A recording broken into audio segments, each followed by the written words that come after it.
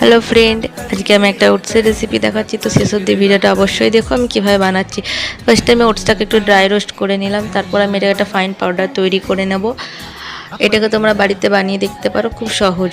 এরপর আমি ওই পাউডারটা একটা বাটির মধ্যে ঢেলে নেব। তারপর আমি তার মধ্যে হাফ কাপ সুজি দিয়েছিলাম, 2 কাপ ওটস নিয়েছিলাম আর হাফ কাপ সুজি দিয়েছিলাম। পুরো ব্যাটারটা ভালো করে একটা পাতলা ব্যাটার তৈরি করলাম। তো পুরো জিনিসটা ভালো করে মিশিয়ে নিলাম। এরপর আমি পেঁয়াজ দিয়েছি, তোমরা চাইলে নাও দিতে পারো পেঁয়াজ, আর একটু মিষ্টির জন্য গুড় দিয়েছিলাম।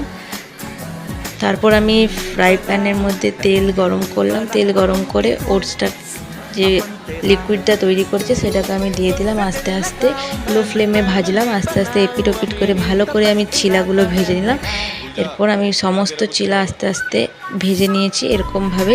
তো তোমরা এইভাবে বানিয়ে দেখো, খেতে খুব টেস্টি হয় আর খুব ইজিও। Thanks for watching.